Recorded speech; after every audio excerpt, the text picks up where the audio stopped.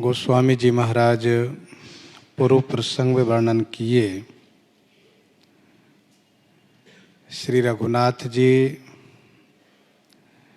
चित्रकूट से आगे चले हैं। श्री अत्रि जी के आश्रम पर जैसे प्रभु पहुँचे हैं वैसे ही महामुनि श्री अत्रि जी सुन करके बड़े आनंदित हो गए हैं।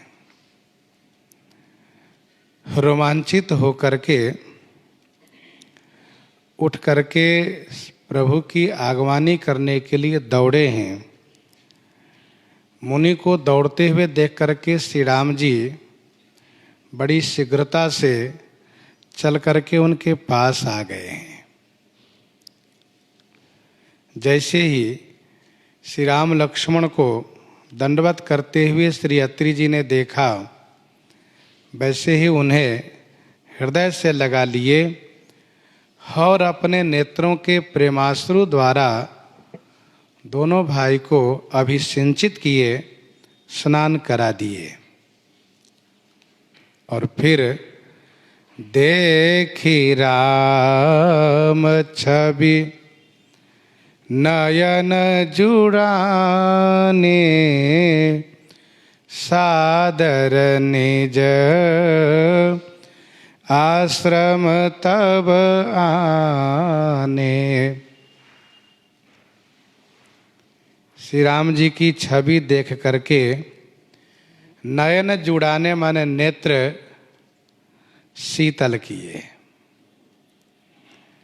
और सादर निज आश्रम तब आने, सादर माने आदर पूर्वक, तब निज आश्रम माने अपने आश्रम में लेकर के आए। ध्यान दीजिएगा, अत्रि के आश्रम जब प्रभु गयौ, यहाँ जो आश्रम का नाम लिया जा रहा है, आश्रम के सीमा का अर्थ है। यहाँ पर यहाँ का जो आश्रम शब्द है, इससे आश्रम की सीमा का अर्थ है। श्री अत्रि जी के आश्रम की सीमा पर पहुँचे और सादर निज आश्रम तब आने, यहाँ जो आश्रम नाम है इससे कुटी का अर्थ है, जहाँ कि श्री अत्रि जी का निवास स्थान है। अपने निवास स्थान अपनी कुटिया में लेकर के प्रभु को आए। देखी राम छवि नयन जुड़ाने, श्री राम जी की छवि को अवलोकन करने लगे श्री अत्रि जी, तो उनका नेत्र शीतल हुआ, नेत्र जुड़ा गया। यद्यपि चारों भाई सुंदर हैं, चारिउ शील रूप गुण धामा, तदपि अधिक सुख सागर रामा। श्री राम जी फिर भी विशेष हैं। इसीलिए श्री राम जी की छवि देखने के संदर्भ में गोस्वामी जी ने इस पंक्ति को अलग से कहा कि देखी राम छवि नयन जुड़ाने।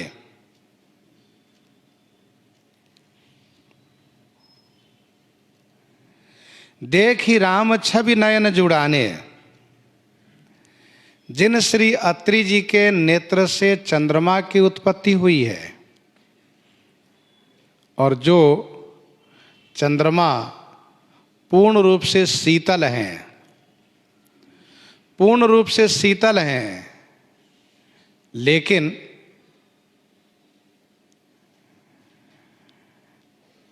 इसके बाद भी श्री अत्रि जी के नेत्र की उष्णता नहीं गई, जलन नहीं गई। जैसे कि चितवत पंथ रहो दिन राती, अब प्रभु देखी जुड़ानी छाती। चितवत पंथ रहो दिन राती, अब प्रभु देखी जुड़ानी छाती। तो श्री अत्रि जी के नेत्र शीतल हो गए, नेत्र जुड़ा गए। गोस्वामी जी ने विनय पत्रिका 221 पद में कहा 221 पद में कि नाथ कृपा ही के पंथ चितवत दिन हौ दिन राति, हो ही धौ के ही काल दीन दयालु जानी न जाति। भक्त प्रभु मिलन के मार्ग देखते हैं, प्रभु के आगमन के रास्ता देखा करते हैं और उस मार्ग को निहारते निहारते नेत्र संतप्त हो उठता है और फिर जब श्री राम जी को दर्शन करते हैं तो नेत्र जुड़ा जाता है। अथवा तो यूँ कहिए कि उन धर्म शास्त्र वेद पुराण शास्त्र संहिता को अध्ययन करते करते उनके माध्यम से प्रभु को ढूंढते ढूंढते नेत्र संतप्त हो जाते हैं और जब श्री राम जी का दर्शन प्राप्त होता है तब जाकर के नेत्र शीतल होता है।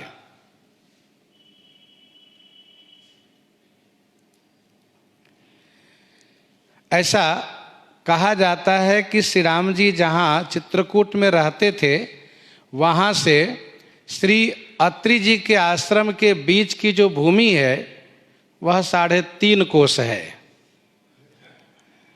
गोस्वामी जी महाराज ने यहाँ पर 3.5 चौपाई दे करके मानो इस बात की पुष्टि की, मानो उन्होंने इस बात की पुष्टि की कि 3.5 कोस की दूरी पर श्री अत्रि जी का आश्रम है। सादर निज आश्रम तब आने, अपने आश्रम में बड़े आदर के साथ श्री अत्रि जी लेकर आए। बहुत खुशी है, उस खुशी को कोई कह नहीं सकता। करी पूजा कही बचन सुहाए, दिए मूल फल प्रभु मन भाए। करी पूजा कही बचन सुहाए, करी पूजा कही बचन सुहाए, दिए मूल फल प्रभु मन भाए। करी पूजा, पूजा करके श्री अत्रि जी ने सुंदर वचन कहा और मूल फल दिए जो प्रभु मन भाए, जो प्रभु के मन को भाए माने अच्छे लगे। करी पूजा कही बचन सुहाए। श्री अत्रि जी ने पूजन किए, सभी प्रकार की पूजा करने में सक्षम है श्री अत्रि जी। पंचोपचार से लेकर के सहस्त्रोपचार तक पूजा की विधि बताई गई है। मानसकार ने कहा कि श्री अत्रि जी भाव प्रेम में भरे हुए श्री रघुनाथ जी की पूजा किए, अर्चना किए और फिर उन्होंने सुंदर वचन से कहा, प्रभु आप आए, मेरा जीवन धन्य हो गया और मेरी ये कुटिया पावन हो गई। बहुत अच्छा लग रहा है, आपने बड़ी कृपा की कि आप यहाँ आए और फिर सुंदर कंद मूल फल ला करके दिए। श्री अत्रि जी ने कहा, मोहिसम भाग्यवंत नहीं दूजा, मेरे जैसा भाग्यवंत दूसरा नहीं होगा, क्योंकि आप स्वयं चल करके इस दास की कुटिया में आए। संत महापुरुष कहते हैं कि जीव यदि त्रिगुणातीत हो जाएं, जैसे अत्रि जी महाराज हैं त्रिगुणातीत, वैसे जीव यदि त्रिगुणातीत हो जाए, सत रज तम तीनों से परे हो जाए, तो उनके घर में, उनके आश्रम में, उनकी कुटिया में प्रभु अवश्य आएंगे। तीनों गुण से उठने के बाद प्रभु अवश्य मिलते हैं। वह कंदमूल फल दिए जो प्रभु को बहुत अच्छे लगते हैं। अथवा तो जब श्री अत्रि जी महाराज कंदमूल फल दिए तो प्रभु को पाने में इतना आनंद आया, इतना सुख प्राप्त हुआ कि मानसकार ने कहा कि प्रभु मन भाए। प्रभु आसन आसीन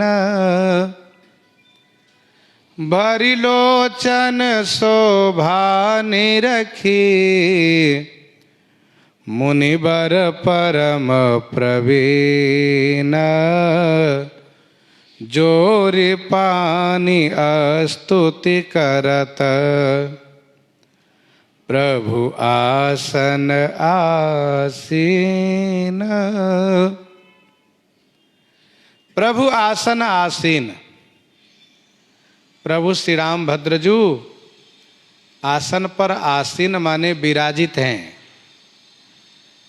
श्री राघव आसन पर विराजित हैं। श्री अत्रि जी महाराज पूजन अर्चन सेवा शुश्रूषा से मुक्त होकर के अब निश्चिंतता के साथ,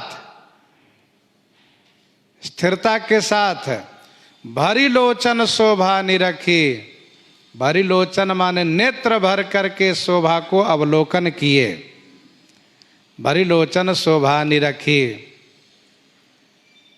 मुनिवर परम प्रवीण। मुनि श्रेष्ठ श्री अत्रि जी परम प्रवीण हैं, परम चतुर हैं।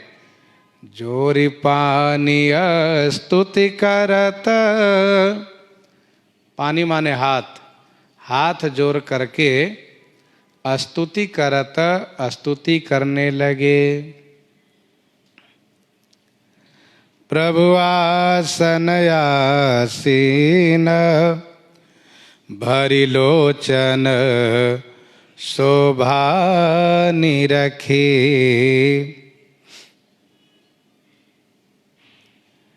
इसका मतलब ये हुआ कि इनके अंतःकरण में दर्शन की बड़ी तीव्र लालसा थी। जिस वस्तु को पाने के लिए जितनी बड़ी अभिलाषा होती है, चाहना होती है, उस वस्तु की प्राप्ति पर उतना ही बड़ा उन्हें आनंद सुख प्राप्त होता है। जैसे भगवान शिव हृदय विचारत जात हर, हृदय विचारत जात हर, केहि विधि दर्शन होई। बड़ी लालसा है, सोच रहे किस प्रकार से दर्शन हम करेंगे। क्यों, आप सामने होकर के दर्शन कर लीजिए। कहा नहीं नहीं, गुप्त रूप अवतर ओ प्रभु, गए जान सब कोई। बहुत परेशान थे भोलेनाथ, दर्शन के लिए बिल्कुल छटपटा रहे थे। और जैसे ही दर्शन प्राप्त हुआ, आहा, फिर तो भगवान शिव आनंदित हो गए। भरी लोचन छवि सिंधु निहारी, कुसमय जानिन कीन्ह चिन्हारी, कुसमय जानिन कीन्ह चिन्हारी। आनंदित हो गए। भगवान शिव के विवाह देखने के लिए सभी देवताओं के हृदय में बड़ी लालसा है। सकल सुरन के हृदय सा शंकर परम उत्साह, निज नयन ने देखा चाहे नाथ तुम्हारा विवाह। फिर तो जब विवाह उत्सव देखने को मिला, देवता धन्य हो गए, खूब जी भर के दर्शन किए। श्री कागभुसुंडी जी के हृदय में अभिलाषा है।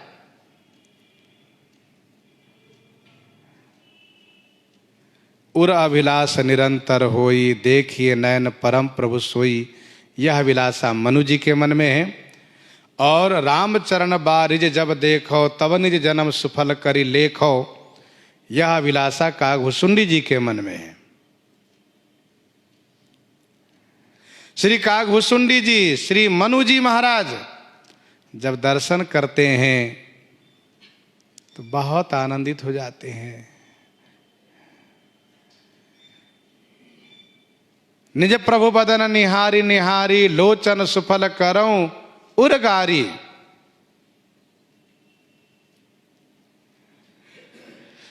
श्री अत्रि जी महाराज भरी लोचन शोभा निरखी, नेत्र भर करके शोभा को अवलोकन किए, जी भर करके दर्शन किए। श्री अत्रि जी के मन में श्री राम जी के ईश्वरत्व भाव जागृत हुआ है। श्री अत्रि जी सोचते हैं श्री राम तो वह हैं कौन जो मसकहि करहि बिरंचि प्रभु अजहि मसकते हीन। मसकहि करहि बिरंचि प्रभु अजहि मसकते हीन। अस विचारी तजि संशय राम ही भजहि प्रवीण। प्रवीण लोग भजते हैं, चतुर लोग भजते हैं, राम ही भजहि ते चतुर नर। श्री अत्रि जी महाराज परम प्रवीण है। जिस प्रकार से श्री ब्रह्मा जी महाराज आनंदित होकर के स्तुति करते हैं, सुनि बिरंचि मन हरस तना पुलक नयन बह नीर, स्तुति करत जोरी कर सावधान मति धीर। उसी प्रकार से श्री ब्रह्मा जी के पुत्र श्री अत्रि जी महाराज जोरी पानी स्तुति करत। नमामि भक्त वत्सलम कृपालुशील कोमलम, भजामि ते पदाम्बुजम अकामिनां स्वधामदम। नमामि भक्तवत्सलम। हे भक्तवत्सल, हे कृपालु, हे कोमलशील स्वभाव वाले, मैं आपको नमस्कार करता हूं।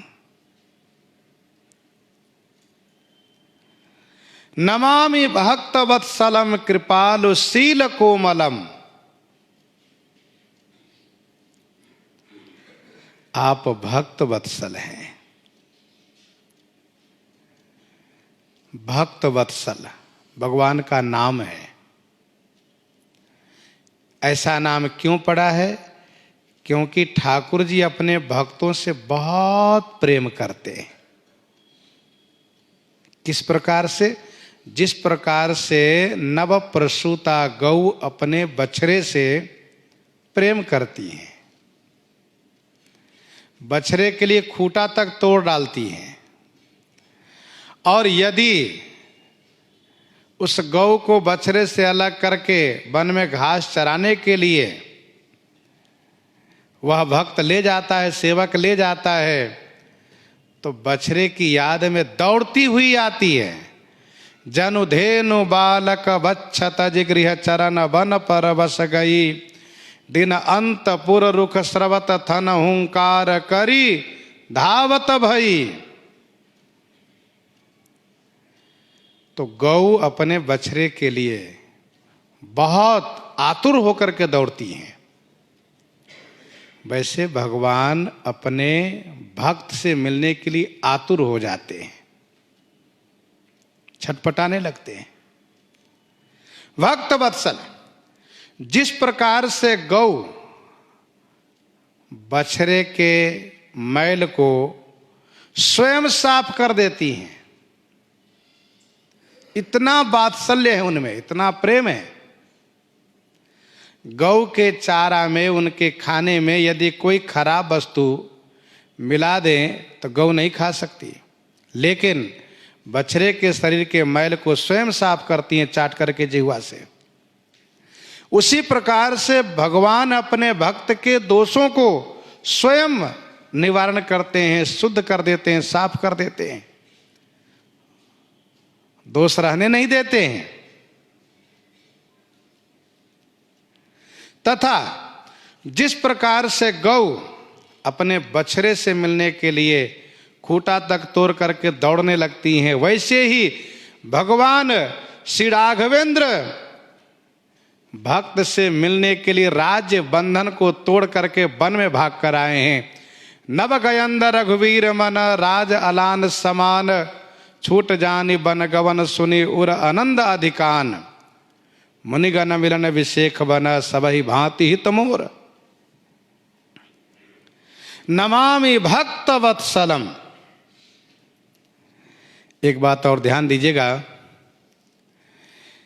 जिस छंद में यह स्तुति श्री अत्रि जी कर रहे हैं, जिस छंद में यह स्तुति श्री अत्रि जी कर रहे हैं, इस छंद का नाम है नग स्वरूपनी। इस छंद का नाम है नग स्वरूपनी, और नग का अर्थ पहाड़ भी होता है। नग का अर्थ पहाड़ भी होता है, अर्थात श्री राम की यात्रा जो अब हुई है यहां से चित्रकूट से आगे के लिए, वह यात्रा पहाड़ों की यात्रा है। इसीलिए प्रसंगानुसार इस छंद को गोस्वामी जी ने प्रयोग किया। जिस छंद में श्री अत्रि जी स्तुति कर रहे हैं वह नग स्वरूपनी छंद। नमामि भक्त वत्सलम, भगवान भक्त वत्सल है, भक्त उनका बछड़ा है। भक्तमालकार ने 53-56 में कहा, भक्तमालकार ने 56 संख्या 53 में कहा, भक्तन संग भगवान नित्य ज्यों, भक्तन संग भगवान नित्य ज्यों, गौवत्स गोहन फिरे।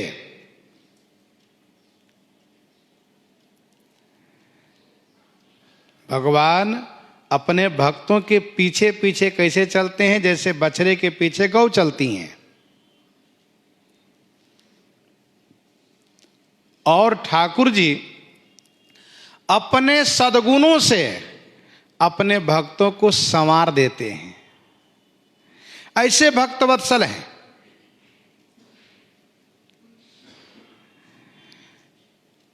सबसे बड़ी बात यह है कि भगवान कामधेनु और कल्प वृक्ष के समान है। जैसा कि श्री मनु जी ने कहा, सुनु सेवक सुरतरु सुरधेनु, सुनु सेवक सुरतरु सुरधेनु, विधि हरिहर वंदित पद रेणु। तो सुरतरु सुरधेनुवत हैं ठाकुर जी हमारे। भक्त यदि भगवान के पास नहीं पहुंच पा रहा हो तो ठाकुर जी कामधेनुवत होकर के स्वयं पहुंच जाते हैं। भक्त ना बोल पावे तो पहले आप बोल देते हैं। भक्त की जो भी अभिलाषा हो, मनोरथ हो, ठाकुर जी उसे अवश्य पूरा करते हैं, अवश्य पूरा करते हैं।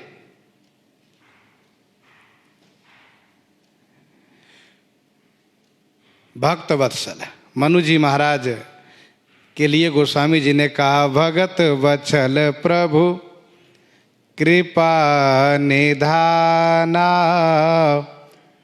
विश्ववास प्रगटे भगवाना।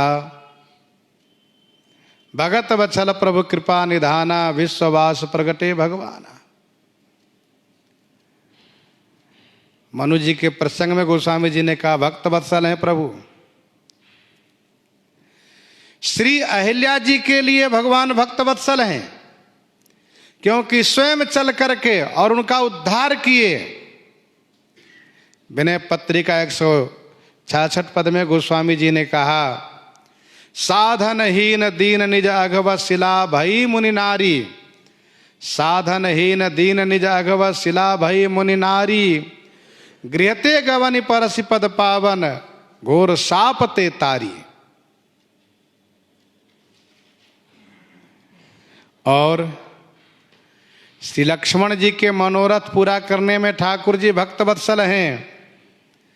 लखन हृदय लालसा विशेखी, जाई जनकपुर आइए देखी। लेकिन उस अभिलाषा को कह नहीं पा रहे हैं। प्रभु भय बहुरी मुनि ही सकुचाई। परंतु श्री राम जी सोचते हैं कि नहीं नहीं, मेरे लक्ष्मण का मनोरथ निरर्थक नहीं होगा, व्यर्थ नहीं जाएगा, मेरे भक्त का मनोरथ कल्याणकारी होता है। इसलिए रघुनाथ जी स्वयं महामुनि विश्वामित्र जी से अनुमति प्राप्त करके और श्री लक्ष्मण जी को ले जा करके नगर दर्शन कराते हैं। ठाकुर जी भक्त वत्सल है, भक्त की इच्छा पूर्ति करते हैं। ध्रुव जी महाराज जब तपस्या करते हैं और जब ठाकुर जी उनको दर्शन देते हैं, तब श्री ध्रुव जी को ऐसा मन में विचार आता है कि मैं बहुत जल्दी आ गया तपस्या करने के लिए। यदि कुछ पढ़ा लिखा होता तो भगवान की स्तुति में करता। ध्यान दीजिएगा, श्री ध्रुव जी को इस बात को अफसोस है, चिंता है। ठाकुर जी कहते नहीं नहीं ध्रुव, मेरे शरण में आने वाले भक्त का ये मनोरथ व्यर्थ नहीं जाएगा। और फिर जब मेरे पास आ गए हो, मैं तुम्हारे पास आ गया हूं, तो फिर ऐसा नहीं अफसोस हुआ कि मैं पढ़ करके नहीं आया। हाँ, पढ़ करके आना चाहिए, अच्छी बात है, लेकिन यदि बिना पढ़े भी आए हो तब भी अफसोस की बात नहीं, चिंता की बात नहीं है। फिर ठाकुर जी अपना दिव्य संग का स्पर्श कराते हैं उनके कंठ पर, गले पर, कपोल पर, और फिर श्री ध्रुव जी महाराज स्तुति करते हैं। सत्य तो यह है कि रघुनाथ जी जिन पर कृपा करते हैं, उनके हृदय आंगन में श्री सरस्वती जी नृत्य करने लगती हैं, खुश हो जाती हैं। श्री ध्रुव जी के मनोरथ को पूरा किए। श्री काकभूषुंडी जी तो यहां तक कहते हैं कि भगत बछलता प्रभु कहि देखी, भगत बछलता प्रभु कहि देखी, उपजी मम उर प्रीति विसेखी। भगत वत्सलता प्रभु कहि देखी, उपजी मम उर प्रीति विसेखी। कब? जब श्री काकभूषुंडी जी ने ये देखा कि मैं माया से विमोहित होकर के प्रभु को छोड़ करके भाग चला, लेकिन प्रभु ने मुझे नहीं त्यागा। उन्होंने अपनी उस आजानु भुजा को फैलाया और मैं जहां तक गया, जहां तक मेरी गति थी वहां तक मैं गया, और जैसे ही नेत्र बंद किया वैसे प्रभु अपनी मुट्ठी में पकड़ के ले आए अपने पास। और इस प्रकार से उन्होंने पकड़ के अपने पास लाया जिससे कि मुझे पता ही नहीं चला। वे चाहते तो थोड़ा सा नाराज हो करके और मुट्ठी को हल्का सा दबा देते, बहुत भागते बहुत उड़ते हो, ऐसा कुछ नहीं किया। जैसे मैंने नेत्र बंद किया वैसे देखा कि मैं तो उनके सामने में हूं। और फिर उन्होंने हंसते हुए मुस्कुराते हुए अपने उदर में करके अनंत ब्रह्मांडों को दर्शन कराया, और फिर मुझे व्याकुल देख करके बाहर किया, और मैं तो घबरा गया, डर गया। मैंने स्तुति की तो उन्होंने सांत्वना देते हुए कहा, वरदान मांगो, काहे डरते हो, वरदान मांगो। और फिर मैंने वरदान मांगा, जो मांगा वो तो दिए ही, और अपनी उदारता को प्रकट करते हुए और भी बहुत कुछ दे दिए। ये है मेरे रघुनाथ जी की भक्त वात्सल्यता। तो भगवान भक्त वत्सल है, भक्त इच्छा को पूर्ति करने वाले हैं। नमामि भक्त वत्सलम कृपालुशील कोमलम। बड़े कृपालु हैं आप, कोमलशील स्वभाव वाले हैं आप, बहुत कोमल स्वभाव आपका है। भजामि ते पदाम्बुजम अकामिनां स्वधामदम, भजामि ते पदाम्बुजम। ते पदाम्बुजम भजामि, ते माने आपके पद अम्बुज चरण कमल को मैं भजन करता हूं। और आप अकामी नाम स्वधामदम, अकामी नाम माने निष्कामियों को, स्वधामदम अर्थात अपना धाम देने वाले हैं। निष्कामी भक्त को, निष्काम भक्त को अपना धाम प्रदान करते हैं। मैं आपके चरण कमल को भजन करता हूं। राम चरण पंकज मन जासु, राम चरण पंकज मन जासु, लुबुध मधुप इव तजय न पासु। लुबुध मधुप इव तजय न पासु, राम चरण पंकज मन जासु।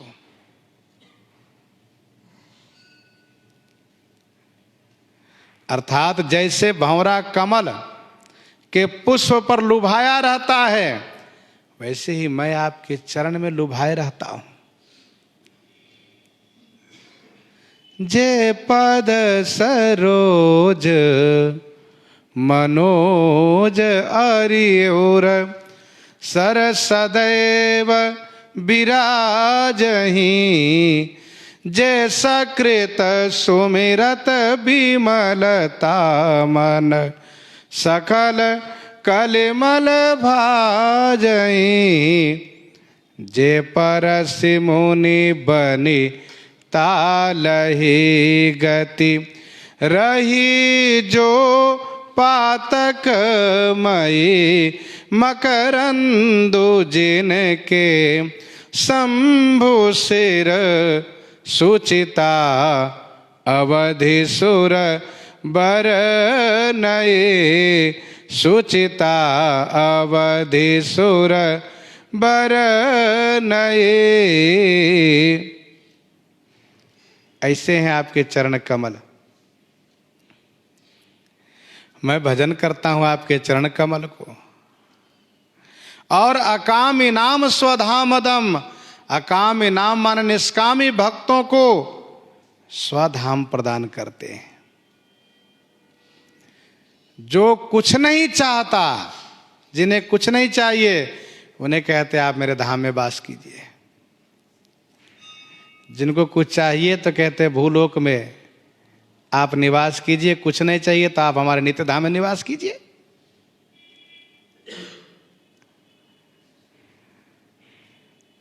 अकाम इनामन निष्काम होना, वह धाम जिस धाम में जाने के बाद फिर पुनरागमन नहीं होता। यम प्राप्य न निवर्तन्ते तद्धाम परमम मम, गीता जी के 8वें अध्याय के 11वां श्लोक में।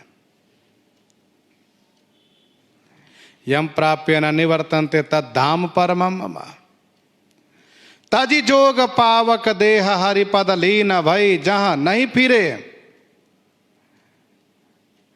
कहीं विभीषण तिनके नामा, देहि राम तीनहु निज धामा। ठाकुर जी अपने धाम में उनको निवास देते हैं। आइए आप मेरे धाम में रहिए। निकाम श्याम सुंदरम भवाम्बुनाथ मंदरम, निकाम श्याम सुंदरम भवाम्बुनाथ मंदरम। निकाम श्याम सुंदरम, निकाम माने अतिशय, अतिशय श्याम सुंदरम, अर्थात अतिशय श्याम सुंदर हैं, बड़े आकर्षण प्रलोभन युक्त, कांति लावण्य युक्त श्याम सुंदरम। नील सरोरुह नील मणि, नील नीरधर श्याम, निकाम श्याम सुंदरम। भवाम्बुनाथ मंदरम, भवाम्बुनाथ मंदरम। भव रूपी अंबुनाथ माने सागर, भव रूपी अंबुनाथ माने सागर को मंथन करने के लिए मंदराचल के समान हैं आप। भवाम्बुनाथ मंदरम। जिस प्रकार से मंदराचल ने सागर को मंथन किया है, उसी प्रकार से आप भाव सागर को मंथन कर देते हैं। आपको कोई श्रम नहीं होता, कोई थकान नहीं होती। भववारिधि मंदर सब विधि सुंदर, गुण मंदिर सुख पुंजा। भववारिधि मंदर। भव माने संसार। संसार क्या है? यही जन्म होना मरण होना, यही तो संसार है। बार बार आवागमन का चक्कर लगे रहना।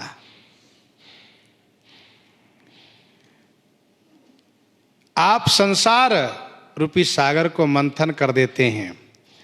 जैसे आपने सागर को मंथन किया तो तमाम रत्न निकले हैं, वैसे ही संसार रूपी सागर को मंथन करके भक्त रूपी रत्न निकाल लेते हैं आप। भवाम्बुनाथ मंदरम।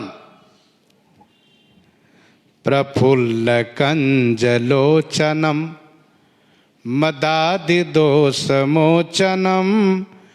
प्रफुल्ल कंजलोचनम मदादि दोष मोचनम।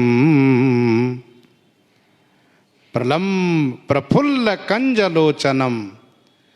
प्रफुल्ल कंज अर्थात पूर्ण खिला हुआ। प्रफुल्ल माने पूर्ण खिला हुआ, कंज माने कमल के समान आपका नेत्र है। प्रफुल्ल कंजलोचनम मदादि दोष मोचनम। मद आदि दोषों को मोचनम माने नष्ट करने वाले हैं, छुड़ाने वाले हैं आप।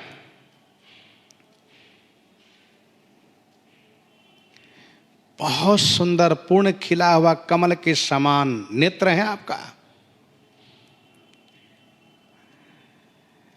और इस नेत्र को देखने वाला भव बंधन से मुक्त हो जाता है, क्योंकि राजीव विलोचन भवभय मोचन। और इस नेत्र को जो भक्त अवलोकन करता है, उसके कठिन से कठिन दुख समाप्त हो जाते हैं। राजीव नयन धरे धनु सायक, भगत विपति भंजन सुखदायक।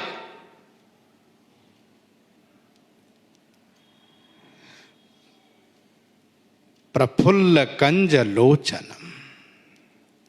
देख्यो भरि लोचन हरि भव मोचन, यही लाभ शंकर जाना।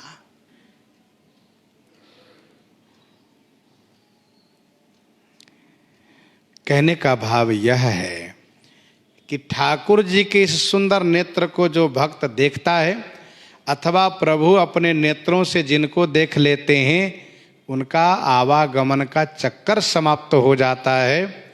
जैसे कि गोस्वामी जी ने कहा, जड़ चेतन मग जीव घनेरे, जड़ चेतन मग जीव घनेरे, जे चितये प्रभु जिन्ह प्रभु हेरे, ते सब भय परम पद जोगु। ते सब भय परम पद जोगु। तो प्रफुल्ल कंज लोचनम। और कैसे हैं आप? कहा मदादि दोष मोचनम। मदादि दोष मोचनम।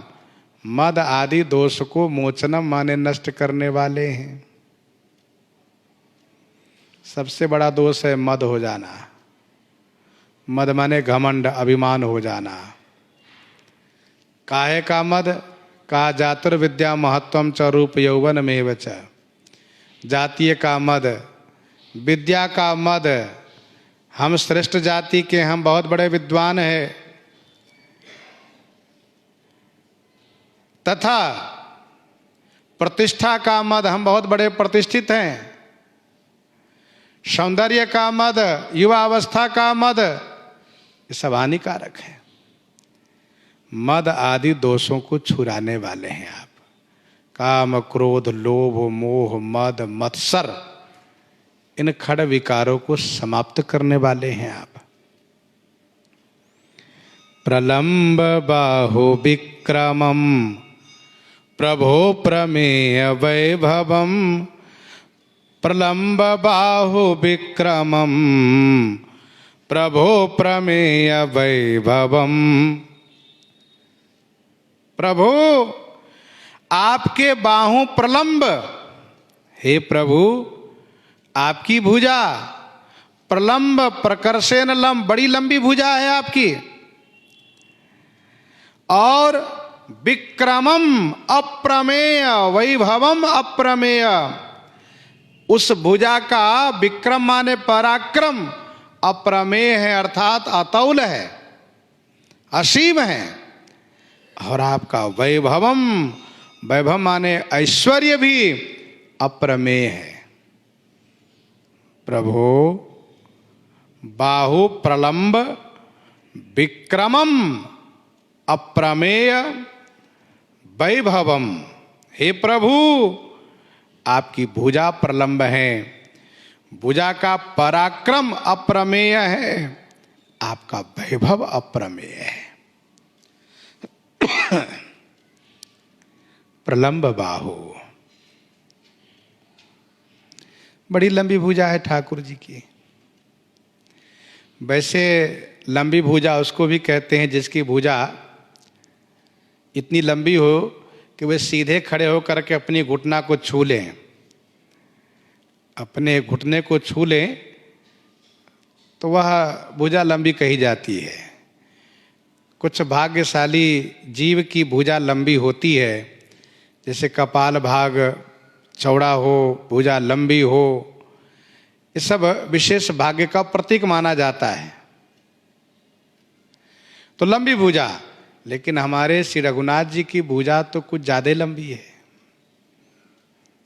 आजान भुज सर चाप धर संग्राम जित खर दूषणम, आजान भुज, इतनी लंबी भुजा है कि प्रभु को कहीं जाना नहीं पड़ता।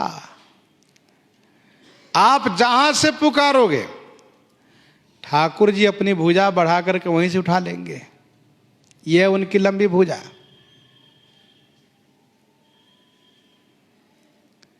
श्री विभीषण जी महाराज दूर ही ते देखे तो भ्राता, दूर ही ते देखे तो भ्राता।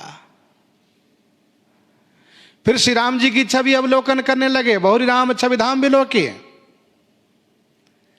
और श्री राम जी को देखने के बाद तुरंत उनकी दृष्टि गई भुजा पर, वाह मेरे श्री रघुनाथ जी की भुजा बहुत बड़ी है और मैं इसी भुजा के आश्रय में छाया में रहने आया हूं।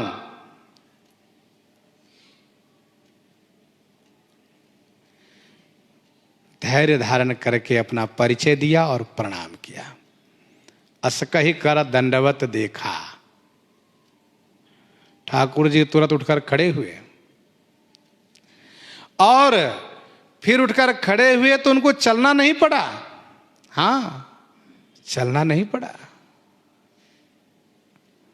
भुज विशाल गही हृदय लगावा, उस विशाल लंबी भुजा से पकड़ करके उठाकर हृदय से लगा लिए।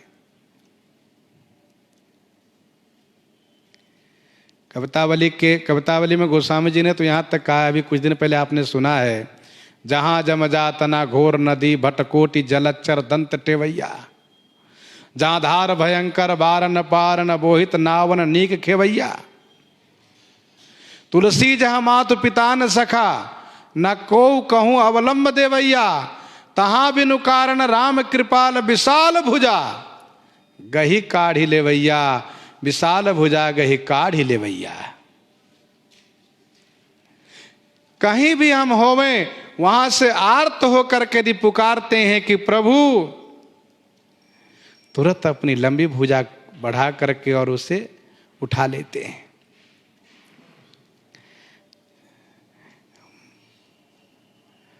और कितनी बड़ी कितनी लंबी भुजा है, इसका एक उदाहरण और सुनिए।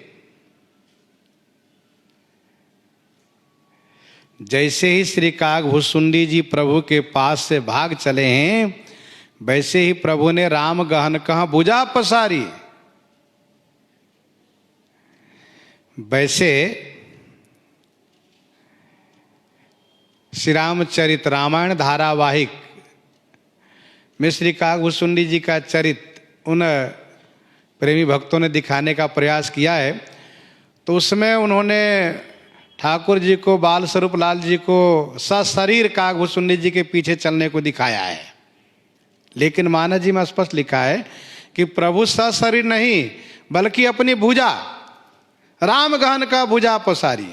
काकभुसुंडी जी कहाँ गए? कहा वे सब जगह गए। ब्रह्मलोक में गए, ब्रह्मलोक ले गयो में चित्यो पाछ उड़ात। भागते भागते श्री काकभुसुंडी जी ब्रह्मलोक पहुंचे और उड़ते उड़ते पीछे घूम करके देखा तो देखा कि अरे भाई, तीन की भुजा मेरे पीछे यहां भी लगी हुई है। और ज्यादा दूरी नहीं है हमारे में और उनकी भुजा में, 2 अंगुल की दूरी है। जब चाहे तो लपक से पकड़ सकते हैं, लेकिन ऐसा नहीं करते हैं, न पकड़ते हैं न छोड़ते हैं। कहते चलो, मानो प्रभु कहते हैं तुम चलो, मैं तुम्हारे इतने नजदीक रहूंगा कि जैसे घबराओगे वैसे पकड़ लूंगा। जैसे कोई बच्चा चल रहा हो, चलना सीख रहा हो, जैसे कोई नन्हा सा बच्चा चलना सीखता हो, तो उनकी माता, उनके पिताजी चलाना सिखाते हैं तो बिल्कुल देखते रहते, अपना हाथ बढ़ाए रखते हैं। जैसे गिरा तैसे तुरंत उठा लेते हैं, गिरने नहीं देते, चोट नहीं लगने देते हैं।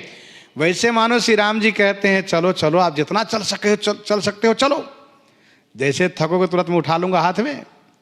तो श्री काकभुसुंडी जी कहते हैं कि ब्रह्मलोक ही नहीं, मैं और आगे गया। कहाँ कहा? सप्तावरण भेद करी जहां लाई गति मोरी। जीव की जहां तक गति है मैं वहां तक गया, सप्तावरण को भेदन किया, और जीव की गति वहीं तक है, जीव उसके आगे जा नहीं सकता। फिर मैं घबरा गया, अब आगे कहां जाऊं? आगे जाने की मेरी गति नहीं है। नेत्र बंद कर लिए काकभुसुंडी, जैसे घबरा करके नेत्र बंद किए कि अब तो हम गए, मारे गए। तैसे ठाकुर जी मानो अपने हाथ पर रोक लिए उनको और बड़े आराम से पकड़ के अपने पास ले आए। यहां पर कहने का अभिप्राय यह है कि ठाकुर जी की भुजा श्री अयोध्या जी से सप्तावरण भेदन करने के बाद जहां काकभुसुंडी जी की गति थी, जहां तक गए वहां तक उनकी भुजा पहुंच गई। तो उनकी भुजा सब जगह है, कहां नहीं है। किसी भी स्थान, किसी भी प्रदेश, किसी भी देश और कहीं भी कैसे भी संकट में हो, उनको स्मरण करने से प्रभु वहीं से उठा लेते हैं। प्रलंब बाहु विक्रमम, आहा विक्रमम, विक्रम माने पराक्रम भी बहुत अप्रमेय है, अतौल पराक्रम है। गीतावली उत्तरकांड 13 पद में गोस्वामी जी ने लिखा, गीतावली उत्तरकांड 13 पद में गोस्वामी जी ने लिखा, सुमिरत श्री रघुबीर की बाहें, सुमिरत श्री रघुबीर की बाहें, होत सुगम भव उदधि अगमयति, को उतरत को लांघत था है। सुमिरत श्री रघुबीर की बाहें, श्री राम जी की भुजा को स्मरण करने वाला संसार सागर को बड़ी आसानी से पार कर लेता है। होत सुगम आती अगम, ये भव सागर है बहुत दूरू है, अगम है ये, लेकिन ये सुगम हो जाता है। को उतरत को लांघत था है। तो प्रलंब बाहु विक्रमम,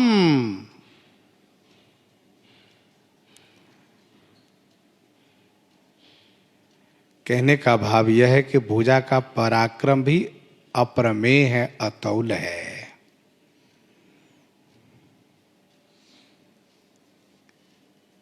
शंकर चाप जहाज सागर रघुवर बाहुबल बूढ़ सु सकल समाज चढ़ा जो प्रथम ही मोह बसा। श्री राम जी की भुजा के सामने कोई शत्रु ठहर नहीं सकता।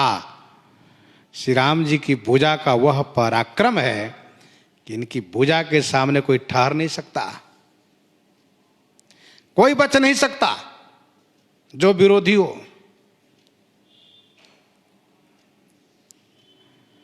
और वैभव माने ऐश्वर्य भी अप्रमेय है आपका। महिमा नाम रूप गुण गाथा, महिमा नाम रूप गुण गाथा सकल अमित अनंत रघुनाथा। महिमा नाम रूप गुण गाथा सकल अमित अनंत रघुनाथा। प्रलंब बाहु विक्रमम प्रभो प्रमेय वैभवम निसंग चाप सायकम धर्म त्रिलोक नायकम। निसंग चाप सायकम, निसंग चाप सायकम। निसंग माने तर्कस, चाप माने धनुष और सायक माने बाण को धारण किए रहते हैं आप सदैव। निसंग चाप सायकम धर्म त्रिलोक नायकम। और त्रिलोक नायकम, तीनों लोक के नायक हैं, अधिपति हैं, स्वामी हैं आप। निसंग चाप सायकम, निसंग माने तर्कस, वह तर्कस जो अक्षय तर्कस है, कभी बाणों से खाली नहीं होता। चाप और बाण कहने का भाव यह है कि अखंड काल ही धनुष है, सखंड काल ही बाण है प्रभु का। लव निमेष परमान जुग बरस कल्प सर चंड भजस न मनते ही राम को काल जासु कोदंड।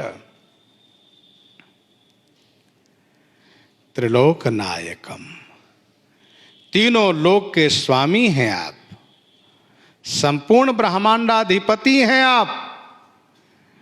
दिनेश वंश मंडनम महेश चाप खंडनम मुनीन्द्र संत रंजनम सुरारि वृंद भंजनम। दिनेश वंश मंडनम, दिनेश वंश मंडनम। दिनेश वंश माने सूर्य वंश को, मंडनम माने भूषित करने वाले हैं। और महेश चाप खंडनम, महेश शिव जी के चाप धनुष को, खंडनम माने भंजन करने वाले, तोड़ने वाले हैं। मुनि श्रेष्ठ और संतों को रंजन माने आनंद प्रदान करने वाले हैं। सुरारि वृंद भंजनम, सुरारि माने देवताओं के शत्रु, असुरों के, असुर समूहों को, भंजनम माने नष्ट करने वाले हैं, समाप्त कर देने वाले हैं आप। श्री अत्रि जी महाराज बड़े आह्लादित आनंदित होकर के स्तुति गा रहे हैं। प्रसंग को आज हम आप यहीं पर हृदयंगम करते हैं। आइए श्रवण करते हैं विनय पत्रिका से।